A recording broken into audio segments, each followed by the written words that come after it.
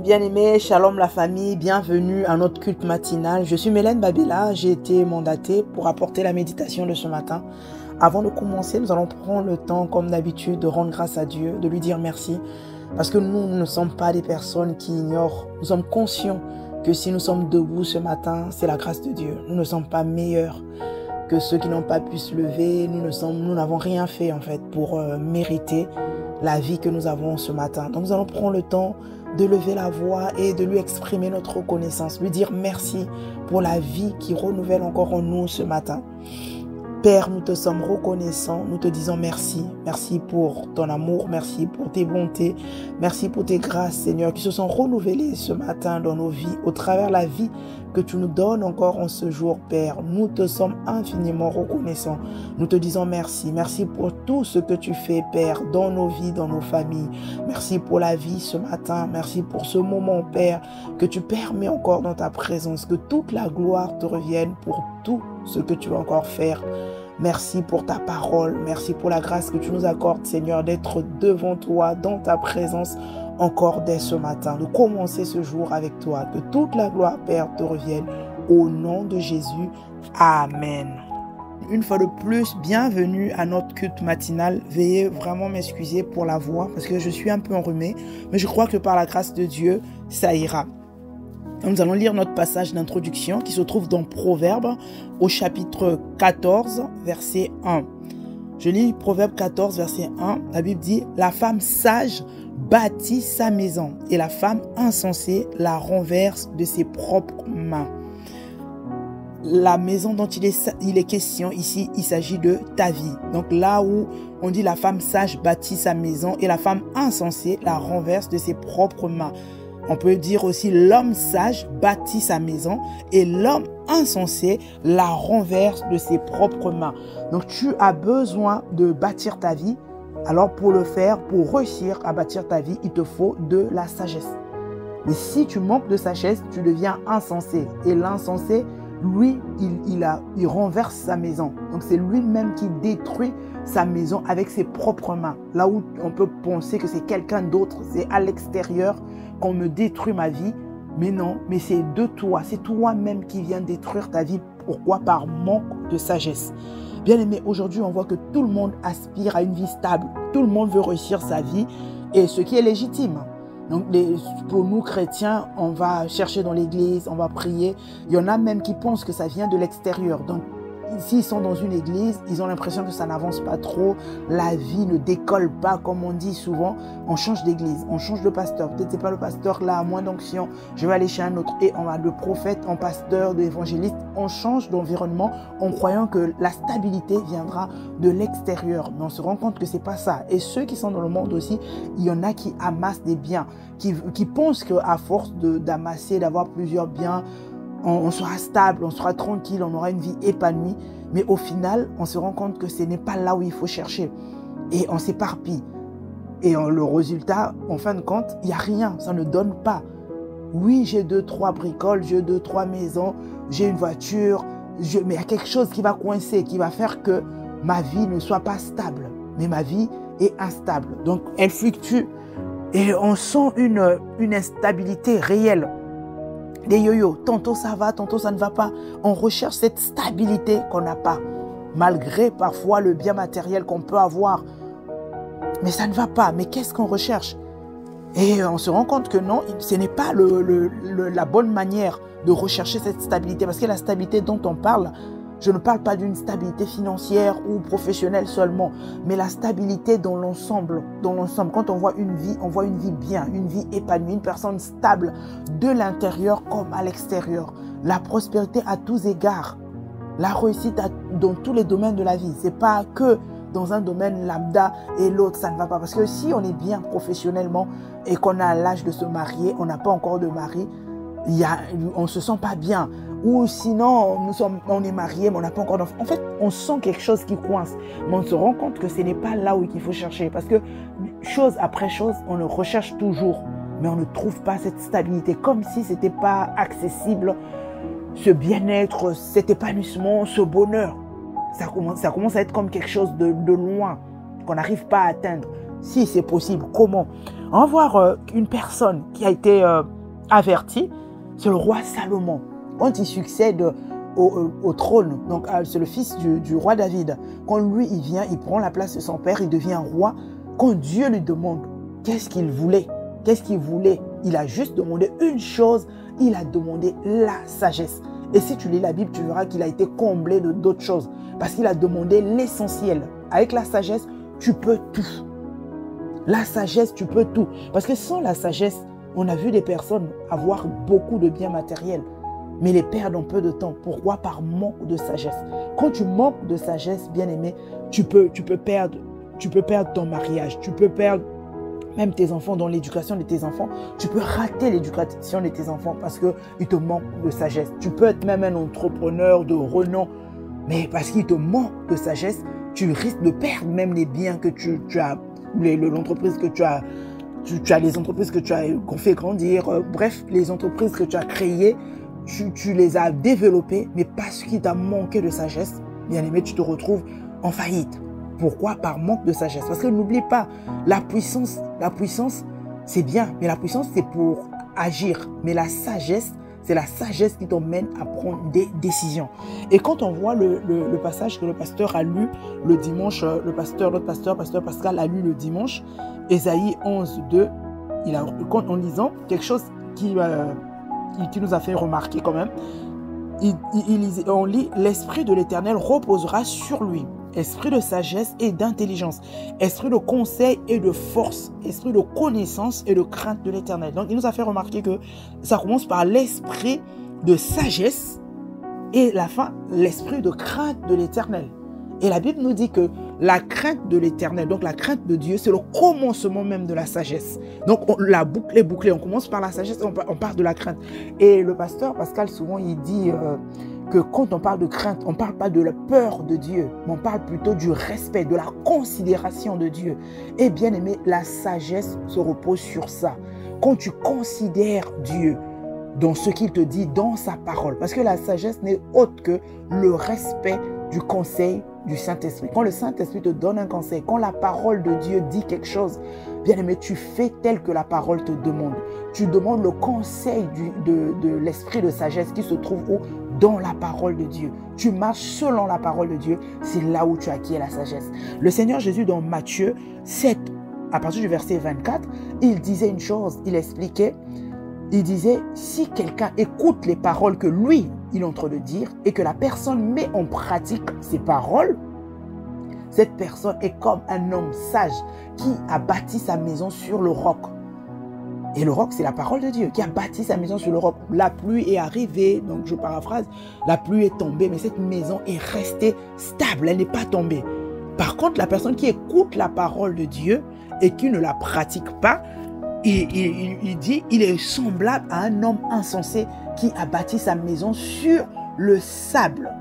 Bien aimé, la sagesse dont il est question, la sagesse que nous devons rechercher, c'est la sagesse divine. Or, la sagesse divine, c'est le conseil du Saint-Esprit dans la parole de Dieu. Quand tu écoutes la parole de Dieu, quand tu la pratiques, bien aimé, tu es sage selon Dieu. Et c'est de ça dont tu as besoin. Quel que soit le domaine que tu veux progresser, là où tu veux avancer dans ta vie, bien aimé, tu as besoin d'avoir la sagesse. Comme Salomon demande à avoir la sagesse. La Bible dit, heureux l'homme qui a trouvé la sagesse. Si tu trouves la sagesse, tu ne peux que réussir, tu ne peux que vivre une vie stable. Parce que veux-tu faire sans la sagesse?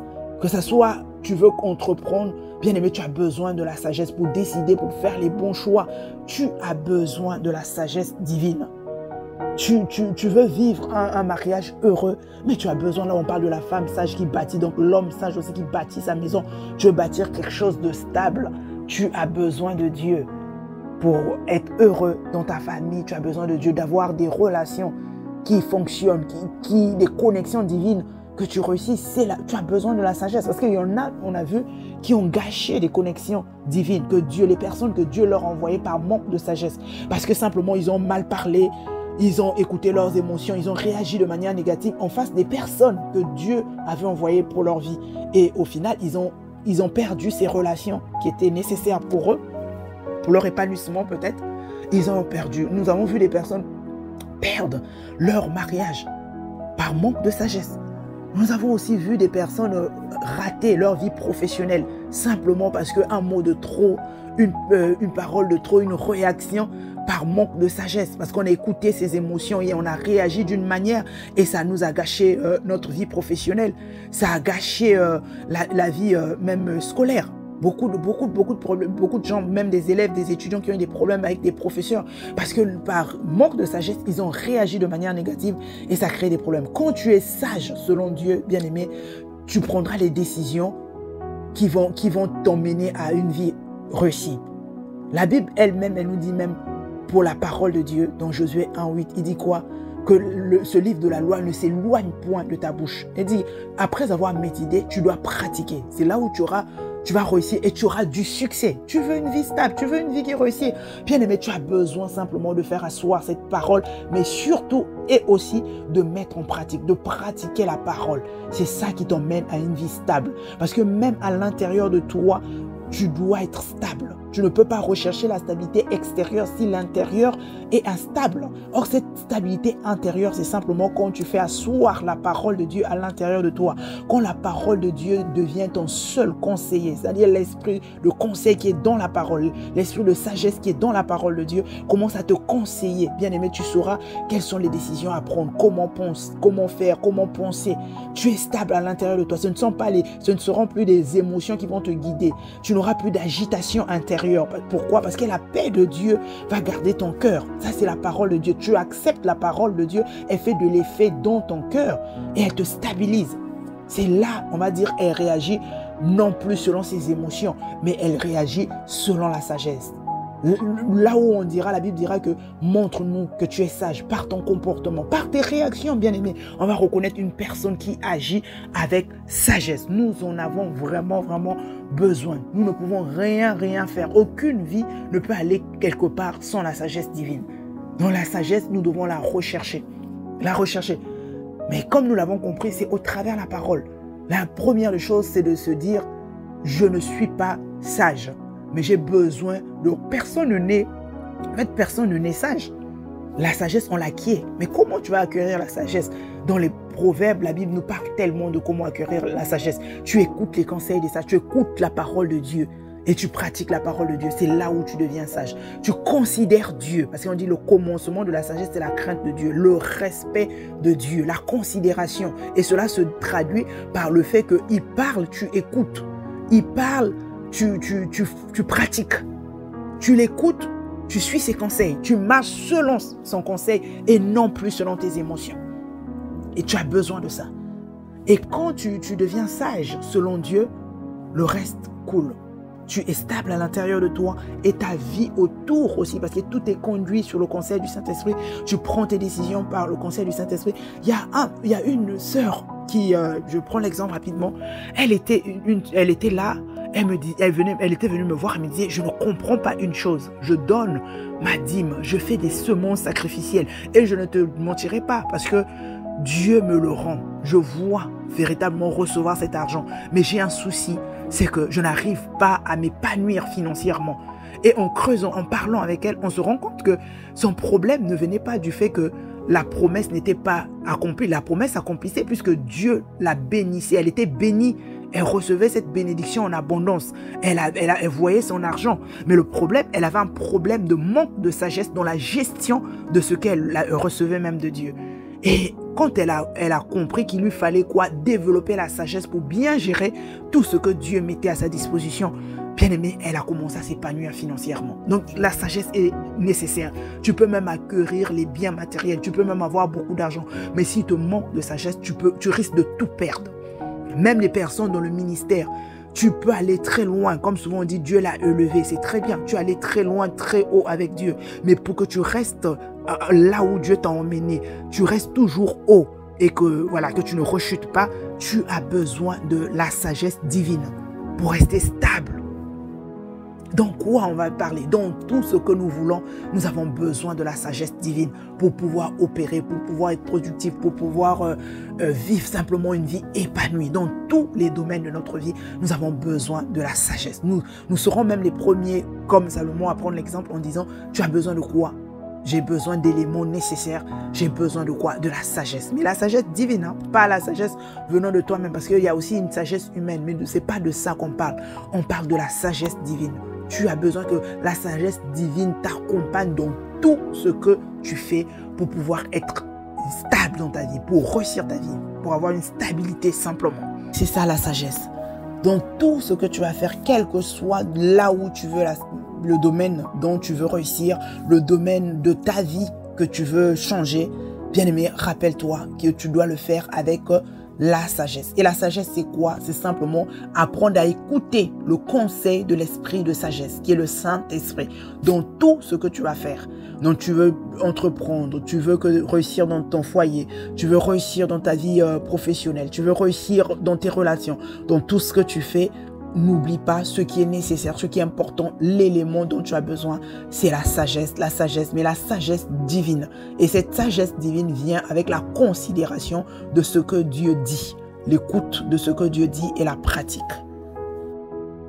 Et nous allons prendre le temps de rendre grâce à Dieu pour la révélation de sa parole et lui recommander cette journée entre ses mains. Père, nous te sommes reconnaissants, nous te disons merci. Merci pour ta parole, merci pour tout ce que tu fais pour nous, pour le bien que ta parole nous fait. Béni sois-tu, Seigneur, parce que tu nous sors de l'ignorance, Seigneur. Tu nous apprends, tu nous enseignes, tu nous édifies, Seigneur, par ta parole. Ta parole nous libère, ta parole nous éclaire. Tout au long de cette journée, Seigneur, ta parole va nous conduire afin que, Seigneur, que nous ne fassions pas ce que nous voulons, mais que seul par ta parole, Seigneur, que nous marchons. Que ta parole seule, Seigneur, soit la lampe à nos pieds et la lumière sur notre sentier. Que nous soyons de ceux-là, Seigneur, qui vont écouter le conseil de ton esprit, esprit de sagesse, afin de prendre des décisions de sagesse, de parler avec sagesse, de faire toutes choses, Seigneur, par toi, conduit par toi. Nous allons nous laisser, Seigneur, véritablement conduire par le Saint-Esprit, afin de ne pas accomplir les œuvres de la chair. Merci pour tout ce que tu fais, Père. Oh oui, nous l'avons compris, Seigneur, que nous avons besoin de plus, encore et encore, de la sagesse qui vient de toi, Seigneur, la sagesse divine, dans tout ce que nous allons faire, Seigneur, pour que nos vies soient stables, pour que nous vivons, Seigneur, des vies épanouies et des vies productives, Seigneur. Nous avons besoin véritablement d'être sages, non pas à nos propres yeux, mais sages selon toi. Voilà pourquoi, Seigneur, nous prenons la décision de marcher dans la crainte véritable de ton nom, Seigneur, à te considérer, à te respecter dans tout et pour tout, Seigneur. Nous prenons le temps de t'écouter, toi, et de pratiquer ce que toi, tu nous demandes de faire. Et non pas, Seigneur, écouter nos émotions ou écouter, Seigneur, nos envies et nos désirs. Nous avons besoin d'une seule chose, Seigneur. Faire ce que toi, tu nous demandes de faire. Marcher comme toi, tu veux que nous marchons. Fonctionner comme tu veux que nous fonctionnons, Père. Afin de voir nos vies totalement épanouies, Seigneur, et stables.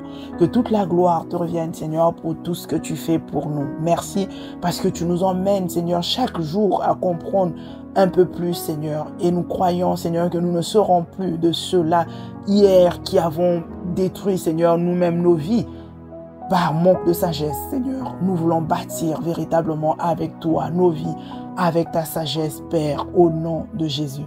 Que toute la gloire, Père, te revienne. Merci encore pour cette journée, Seigneur, que tu nous as donnée, Père. Nous croyons et déclarons que c'est un jour de joie, d'allégresse, d'excellentes nouvelles, Seigneur, de partout, Père.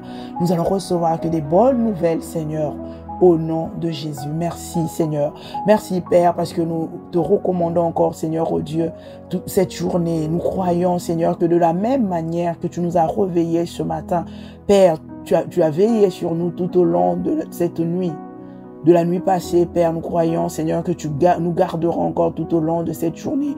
Tu vas veiller sur nous à notre départ comme à notre arrivée, Seigneur. Tu seras avec nous. Merci pour cela. Béni sois-tu, Seigneur, parce que nous croyons que tous les pièges de l'ennemi, nous les détruisons au nom de Jésus.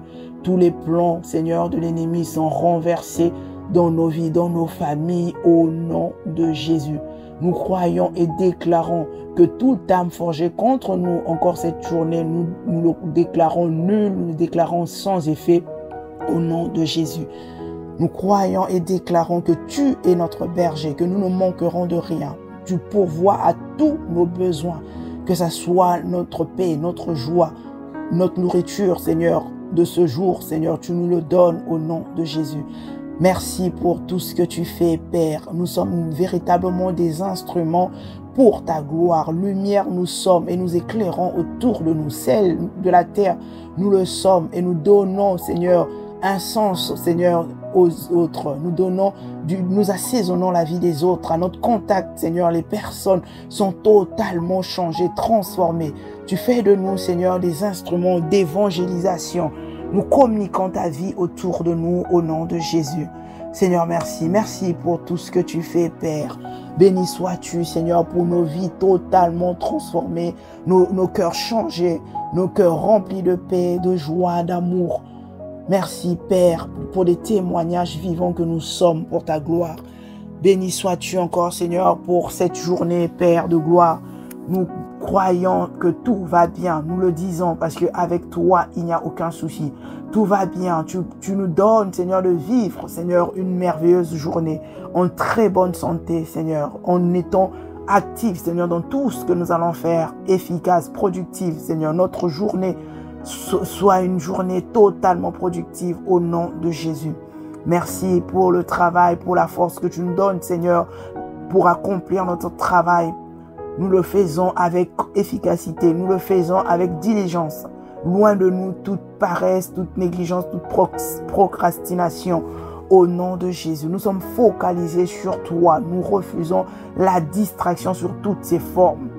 Nous renversons les forteresses qui veulent se lever, les paroles qui veulent, les pensées qui veulent contredire ta parole. Nous les renversons au nom de Jésus. Nous ramenons toutes nos pensées à obéir à ta parole et à ta parole seule. Nos pensées te sont soumises tout au long de cette journée. Nous veillons, nous prions afin de ne pas tomber en tentation au nom de Jésus. Et quelle que soit la tentation, nous croyons que nous avons la victoire sur toute forme de tentation au nom de Jésus. Merci Seigneur. Que toute la gloire te revienne encore pour cette journée. Oui, nous croyons et déclarons que le bonheur et la grâce nous accompagneront encore tout au long de cette journée et nous allons demeurer dans ta présence au nom de Jésus. Amen. Amen. Je nous souhaite donc à toutes et à tous une excellente journée. Shalom, shalom.